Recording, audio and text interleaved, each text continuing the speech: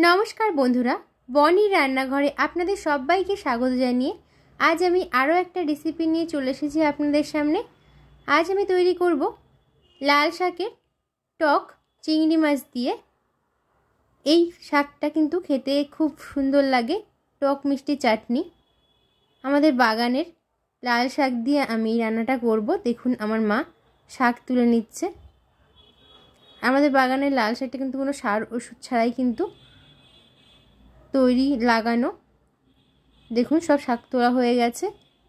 এবার রান্নাটা করে নেব।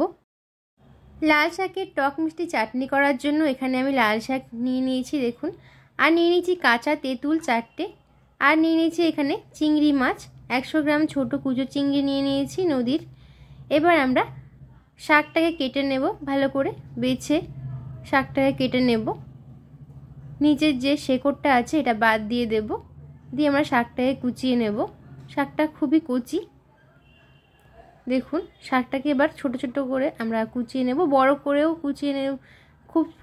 খুব কুচু কুচু করব না, একটু বড় রেখেছি কারণ শাকটা কচি তো রান্না করতে গেলেই গলে যাবে, এর জন্য একটু বড় করে রেখেছি। দেখুন শাক কুচিয়ে নিয়েছি। এভাবেই আমরা সমস্ত শাকটা কেটে নেব। দেখুন এবারে আমরা এখানে যে তেঁতুল নিয়ে নিয়েছি, তেঁতুলটাকে আমরা কিন্তু সেদ্ধ করে নেব, কাঁচা তেঁতুল। আর এখানে আমরা যে চিংড়ি মাছটা ছিল চিংড়ি মাছটাকে বেছে নেব। চিংড়ি মাছের মাথাটা আর লেজের দিকটা বাদ দিয়ে দিয়েছি। আর দেখুন এই পিঠের দিকটা একটা ময়লা থাকে, এই ময়লাটা কিন্তু ফেলে দিতে হয়, না হলে চিংড়ি মাছটা এটা না ফেললে পেট খারাপ হতে পারে। এর জন্য আমরা এইভাবে আমরা সমস্ত চিংড়ি মাছ কেটে নেব। এবারে উনানের উপর একটা কড়াই বসিয়ে দিয়ে দিয়েছি 1 কাপ জল। এর ভিতরে দিয়ে দিয়েছি যে কাঁচা তেঁতুলটা আছে, কাঁচা তেঁতুলটা দিয়ে দিয়েছি, দিয়ে ঢাকা দিয়ে কাঁচা তেঁতুলটাকে সেদ্ধ করে নেব। দেখুন কাঁচা তেঁতুলটা সেদ্ধ করে নিয়েছি, আর আমাদের শাকটাকে কেটে ধুয়ে পরিষ্কার করে নিয়েছি জল ঝরিয়ে। আর চিংড়ি মাছটা আমাদের এই পর্যায়ে কেটে নেওয়া হয়ে গেছে। দেখুন এবার রান্নাটা করব। রান্নাটা আমি সম্পূর্ণ উনানেই করব। এবারে উনানের উপর একটা কড়াই বসিয়ে তেল দিয়ে দিয়েছি। রান্নাটা আমি কিন্তু সর্ষের তেলেই করছি, তবে সাদা তেলও আপনারা করতে পারেন। আর এই তেলটা 1 চামচ প্রথমে দিয়ে দিয়েছি, দিয়ে আমি এখানে দিয়ে দিয়েছি যে কেটে ধুয়ে রাখা চিংড়ি মাছ। চিংড়ি মাছটাকে আমি তেলের ভেতরে দিয়ে দিয়েছি। এবারে আমি এর ভেতরে দিয়ে দেব সামান্য একটু হলুদ, আর দেব সামান্য নুন। এবার নুন হলুদ দিয়ে ভালো করে চিংড়ি মাছটাকে ভেজে নেব। চিংড়ি মাছটা কিন্তু বেশি কড়া করে ভাজবো না, বেশি কড়া করে ভাজলে চিংড়ি মাছটা শক্ত হয়ে যায় আর রান্না করলে ভালো লাগে না, এর জন্য হালকা চিংড়ি মাছটাকে ভেজে নেব। দেখুন চিংড়ি মাছটা ভাজা হয়ে গেছে। এই পর্যায়ে আমরা চিংড়ি মাছটাকে তুলে নেব একটা পাত্রের ভেতরে। এবার ওই কড়াইতে আমি আরও একটু সর্ষের তেল দিয়ে দেব। দেখুন তেল দিয়ে দিয়েছি। এবার ফোড়ন হিসাবে এখানে আমি দিয়ে দিয়েছি সর্ষে, সামান্য 1/2 চামচেরও কম আমি এখানে সর্ষে দিয়ে দিয়েছি। আর দিয়ে দিয়েছি এখানে ফাটিয়ে নেওয়া একটা শুকনো লঙ্কা।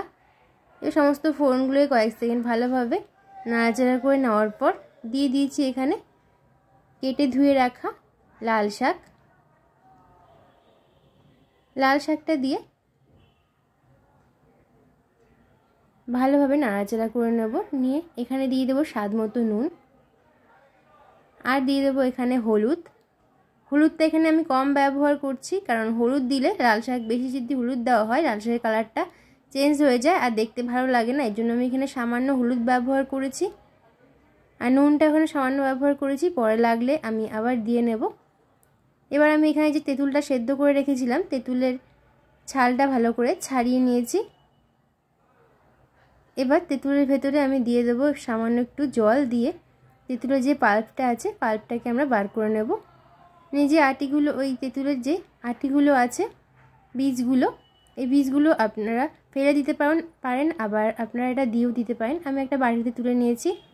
এদিকে দেখুন লাল শাক থেকে কতটা জল ছেড়েছে, যেহেতু কেটে ধুয়েছি এর জন্য জলটা একটু এখানে বেশি বেরিয়েছে। এভাবে নাড়াচাড়া করে নেব, নিয়ে জলটাকে শুকিয়ে নেব। দেখুন লাল শাকটা কিন্তু আমাদের প্রায় সেদ্ধ হয়ে এসেছে। এবার আমরা এর ভিতরে দিয়ে দেবো যে ভেজে রেখেছিলাম চিংড়ি মাছ। চিংড়ি মাছটা এখানে দিয়ে ভালোভাবে নাড়াচাড়া করে নেব। আপনারা এই চাটনিটা বাড়িতে একবার করে দেখবেন, খেতে খুবই সুন্দর লাগে। রুটির সাথে আবার ভাতের সাথেও খেতে ভালো লাগে। রুটির সাথে কিন্তু এই চাটনিটা বেশি খেতে ভালো লাগে।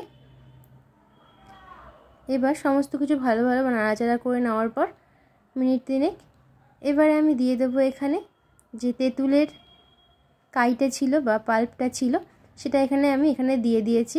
দিয়ে ভালোভাবে নাড়াচাড়া করে নেব। নিয়ে আরও মিনিট 3 ধরে রান্না করলে কিন্তু আমাদের রান্নাটা হয়ে যাবে। দেখুন আমাদের শাকটা কিন্তু একদম নরম হয়ে গেছে। এবার এখানে দিয়ে দেব মিষ্টি। যেহেতু টক মিষ্টি চাটনি, এর জন্য আমি এখানে মিষ্টি দিয়ে দিয়েছি 2 চামচ। বেশি মিষ্টি দেবো না, কারণ টকের পরিমাণটা বেশি থাকলে কিন্তু চাটনিটা ভালো লাগে। এবার চিনিটা দিয়ে ভালোভাবে নাড়াচাড়া করে নেব। যতক্ষণ না চিনিটা গলে যায় ততক্ষণ ভালোভাবে নাড়াচাড়া করে নেব। আমাদের রান্নাটা কিন্তু এই পর্যায়ে একদম হয়ে গেছে। দেখুন জলটাও শুকিয়ে এসছে। এবার আমি নামিয়ে নেব একটা পাত্রের ভেতরে। দেখুন কতটা সুন্দর দেখতে হয়েছে, খেতেও কিন্তু খুব সুন্দর হয়েছে। তবে বন্ধুরা, আজকের মতো আমার রেসিপি এই পর্যন্ত। আপনারা এইভাবে বাড়িতে বানিয়ে দেখবেন। এই রেসিপিটা খেতে কিন্তু খুব সুন্দর লাগে রুটি পরোটার সাথে বা ভাতের সাথে। তাহলে বন্ধুরা, আজকের মতো এই পর্যন্ত। আবার দেখা হবে অন্য কোনো নতুন ভিডিওতে। ততক্ষণ আপনারা সুস্থ থাকবেন, ভালো থাকবেন। ধন্যবাদ।